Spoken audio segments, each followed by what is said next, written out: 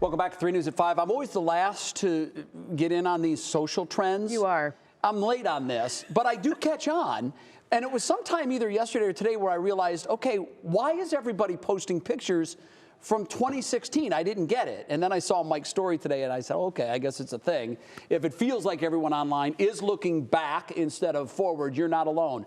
A wave of nostalgia has taken over the gram and X and all of these social platforms where people are throwing it back to 2016. That's right. But beyond the memories and the memes, that was quite a year for Cleveland. So our Mike-Polk-Jr. is going to take a look back at the decade to remember the moments that helped shape the city that we know today.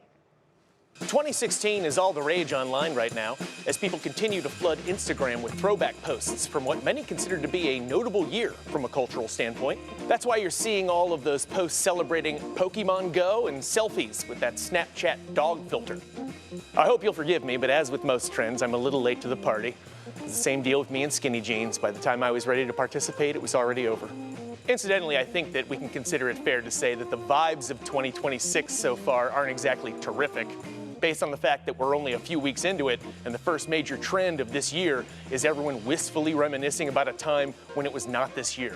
But as an active member of human society, I've decided to participate in this charming trend by personally reflecting back on the year that brought us Hotline Bling and Hamilton Mania. However, as a city advocate and ambassador, I'm going to take a look back at Cleveland's 2016 rather than my own. It was the year that Public Square finally reopened to rave reviews after a $50 million makeover, getting rid of the long-standing concrete barriers that made our town center look like a paintball course.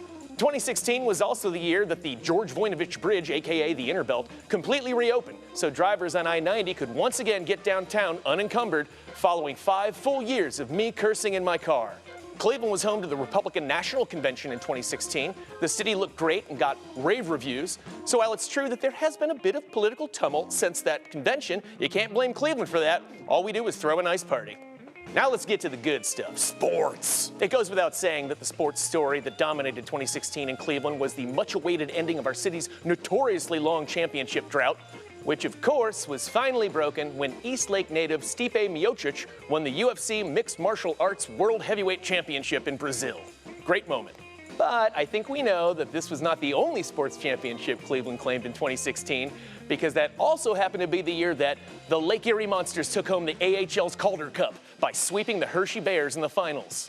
And I guess I would be remiss if I didn't mention that another championship title was also claimed that year by your Cleveland Cavaliers, who took down the villainous Golden State Warriors after coming back from a 3-1 series deficit.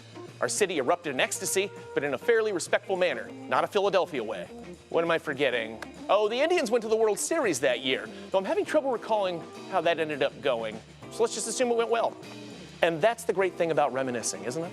The distance of time allows our brains to choose which specifics to recall and which are best forgotten. On Halloween in 2016, I dressed up as Aquaman on roller skates for some reason and had a heck of a time getting up and down the stairs at the party. So obviously, some things are best left in the past. But Cleveland's impressive 2016 is not among them. In fact, it's what Cleveland 2026 should aspire to be. So let's get out there and start making some cool new memories, people. This is Mike, Quantum Leaping for 3 News. Top 3 things I remember about 2016. Yep. I spent a lot of time here. I was did. working for ESPN. I was here for the entire Cavaliers postseason run, including their championship, and for the entire Indians postseason run, which culminated in a Game 7 loss. But the thing I most remember about 2016, Betsy Kling, is I'm at Game 7 of the World Series, and I'm walking underneath the stadium, getting ready to go to my seat for the game, and this lady comes up to me and grabs me by the arm and says, I need a picture with you. And I stood there, and I knew who you were. It was Betsy Kling, and she's BG Weather Lady is how I knew you. And that's when we met, the start of something big. I said, I went to Bowling Green too, and I said, here's the picture. There it is. That is the moment that one Jay Crawford met one Betsy Kling. And that, to me, is the most memorable thing that happened in 2016. Oh, you balderdash, but I appreciate it. Do you remember that moment? I absolutely remember that moment, because there was so much going on. It was right after I think it was right after the game, actually, because No, because I wouldn't have had a was smile it? on my face that big. Oh, that's true. So it was at some point Because either. I think I saw you down there again then after Maybe. the game, as Yeah. everybody's trying to get into the I didn't press. look like that when the game press ended. show, the press rooms and whatnot. But Yeah.